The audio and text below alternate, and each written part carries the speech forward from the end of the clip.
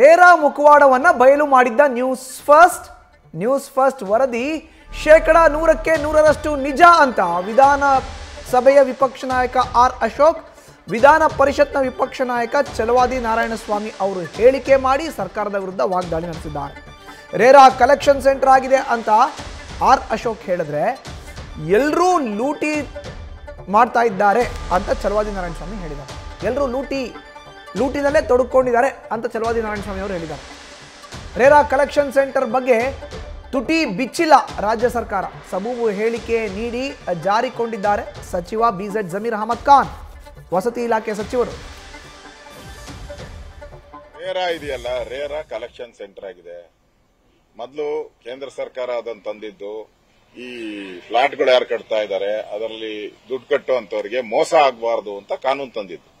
ಯಾಕಂದ್ರೆ ತಗೊಂಡು 5-10 ವರ್ಷ ಆದರೂ ಅವರಿಗೆ ಫ್ಲಾಟ್ಗಳು ಕೊಡ್ತಾ ಇರಲಿಲ್ಲ, ಅದಕ್ಕೋಸ್ಕರ ತಂದಿದ್ದು. ಆದ್ರೆ ಇದು ಕರ್ನಾಟಕದಲ್ಲಿ ಮಾತ್ರ ಇದು ವಸೂಲಿ ಕೇಂದ್ರ ಆಗಿದೆ. ಒಂದು ಕಿಚನ್ಗೆ ನೀವು 15,000 ರೂಪಾಯಿ ಏನೋ ಫಿಕ್ಸ್ ಮಾಡಿದ್ದಾರೆ, ರೇರಾ ಅವರು ಫಿಕ್ಸ್ ಮಾಡಿ ದುಡ್ಡು ವಸೂಲಿ ಮಾಡ್ತಾವ್ರೆ. ಅದಕ್ಕೆ ಹೇಳೋರು ಕೇಳೋರು ಏನು ಇಲ್ಲ.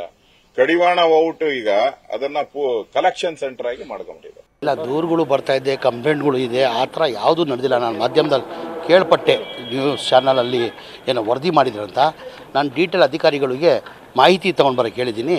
ನಾನೀಗ 6 ಗಂಟೆಗೆ ಒಂದು ಮೀಟಿಂಗ್ ಮಾಡ್ತಾ ಇದ್ದೀನಿ. ನೋಡು, ಅದು ನೋಡ್ತೀನಿ, ನಾನು ಏನಂತ ನೋಡ್ತೀನಿ. ನೋಡೇ ಇಲ್ಲ ಅಂದ್ರೆ ಹೆಂಗೆ ಹೇಳಿ ನಾನು. ಆಯ್ತು, ಈಗ ಗಮನಕ್ಕೆ ಬಂದಿದೆ, ನಾನು ನೋಡ್ತೀನಿ. ನಾನು 6 ಗಂಟೆಗೆ ಮೀಟಿಂಗ್.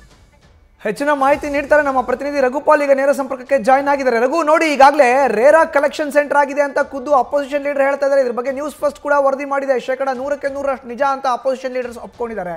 ಇನ್ನು ವಸತಿ ಸಚಿವರು ನೋಡಿದ್ರೆ ಹಾರೈಕೆಯ ಉತ್ತರ ನೋಡಿದ್ವಿ, ಅವರು ಕೂಡ ರಿಯಾಕ್ಟ್ ಮಾಡಿದ್ರು. ನಾನು ನೋಡಿ ಮಾತಾಡ್ತೀನಿ ಅಂತ.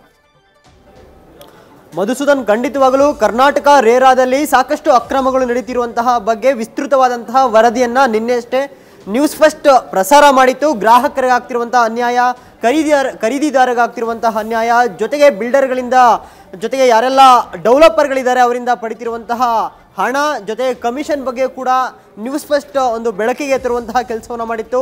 ಈ ಎಲ್ಲ ಆರೋಪಗಳು ನಿಜ ಅಂತ ಈಗ ವಿಪಕ್ಷ ನಾಯಕರಾಗಿರುವಂತಹ ಆರ್ ಅಶೋಕ್ ಅವರು, ಜೊತೆಗೆ ವಿಧಾನ ಪರಿಷತ್ತಿನ ವಿಪಕ್ಷ ನಾಯಕರಾಗಿರುವಂತಹ ಛಲವಾದಿ ನಾರಾಯಣಸ್ವಾಮಿ ಅವರು ಸ್ಪಷ್ಟಪಡಿಸಿದ್ದಾರೆ. ಹೌದು, ನಿಜಕ್ಕೂ ರೇರಾ ಒಂದು ವಸೂಲಿ ಸೆಂಟರ್, ಕಲೆಕ್ಷನ್ ಸೆಂಟರ್ ಆಗಿದೆ. ಇದರಲ್ಲಿ ಸಾಕಷ್ಟು ಲೂಟಿ ನಡೀತಾ ಇದೆ ಅನ್ನೋ ಒಂದು ಗಂಭೀರ ಆರೋಪವನ್ನ ಸಚಿವ ಜಮೀರ್ ಅಹಮದ್ ಅವರ ಇಲಾಖೆಯಲ್ಲಿ ಬರುವಂಥ ರೇರಾದಲ್ಲಿ ಆಗ್ತಿರೋ ಬಗ್ಗೆ ಮಾಹಿತಿಯನ್ನು ನೀಡಿರುವಂಥದ್ದು. ಜೊತೆಗೆ ಈ ರೇರಾದಲ್ಲಿ ಆಗ್ತಿರುವಂತಹ ಅಕ್ರಮಗಳ ಬಗ್ಗೆ ತನಿಖೆ ನಡೀಬೇಕು ಅನ್ನೋ ಒಂದು ಒತ್ತಾಯವನ್ನು ಕೂಡ ವಿಪಕ್ಷಗಳು ಮಾಡಿರುವಂಥದ್ದು. ಹೌದು, ಇವತ್ತು ಗ್ರಾಹಕರು ಸಾಕಷ್ಟು ಅನ್ಯಾಯಕ್ಕೆ ಒಳಗಾಗಿರುವಂಥದ್ದು. ಇವತ್ತು ನೋಡ್ತಾ ಇದ್ದೀವಿ, ರೇರಾದಲ್ಲಿ ಸಾವಿರಾರು ಸಂಖ್ಯೆಯಲ್ಲಿ ಗ್ರಾಹಕರ ಕೇಸ್ಗಳು ಇವತ್ತಿಗೂ ಕೂಡ ಬಗೆಹರಿದಿಲ್ಲ.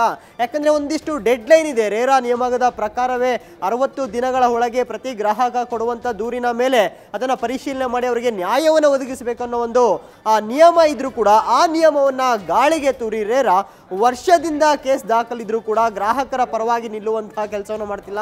ಇವತ್ತಿಗೂ ಕೂಡ ಸಾವಿರಾರು ಸಂಖ್ಯೆಯಲ್ಲಿ ಗ್ರಾಹಕರ ಕೇಸ್ಗಳು ಇವತ್ತು ಬಾಕಿ ಉಳಿದಿರುವಂಥದ್ದು. ಜೊತೆಗೆ ರೇರಾ ಆದೇಶ ಮಾಡಿರುವಂತಹ, ಅಂದರೆ ಯಾರೆಲ್ಲ ಡಿಫಾಲ್ಟರ್ಗಳಿದ್ದಾರೆ, ಪ್ರಾಜೆಕ್ಟ್ಗಳನ್ನು ಕಂಪ್ಲೀಟ್ ಮಾಡಿಲ್ಲ, ಗ್ರಾಹಕರಿಗೆ ಸೇರಬೇಕಾಗಿರುವಂತಹ ಅಥವಾ ಖರೀದಿದಾರರಿಗೆ ಸೇರಬೇಕಾಗಿಂತ ಇಂತಿಷ್ಟು ಹಣವನ್ನು ನೀವು ವಸೂಲಿ ಮಾಡಿಕೊಡ್ಬೇಕಾಗಿತ್ತು. ಕೇವಲ ಇವರ ಆದೇಶಕ್ಕಷ್ಟೇ ಸೀಮಿತ ಆಗಿದೆ. ಬರಬೇಕಾಗಿರುವಂತಹ 100 ಕೋಟಿ ರೂಪಾಯಿ ಹಣ, ಅದು ಸಾರ್ವಜನಿಕರ ಹಣ ಅವರಿಗೆ ತಲುಪುವಂತಹ ಅಥವಾ ತಲುಪಿಸುವಂತಹ ಕೆಲಸವನ್ನ ರೇರಾ ಮಾಡಿಲ್ಲ. ಈ ಎಲ್ಲ ಅಕ್ರಮಗಳು ಕೂಡ ಇದೀಗ ಬೆಳಕಿಗೆ ಬರ್ತಿರುವಂಥದ್ದು. ಇದರ ಬಗ್ಗೆ ವಿರೋಧ ಪಕ್ಷಗಳು ಸಾಕಷ್ಟು ಆಕ್ರೋಶವನ್ನು ಕೂಡ ವ್ಯಕ್ತಪಡಿಸ್ತಿರುವಂಥದ್ದು. ಮಧುಸೂದನ್, ಧನ್ಯವಾದ ರಘುಪಾಲ್ ನಿಮ್ಮ ಮಾಹಿತಿಗೆ.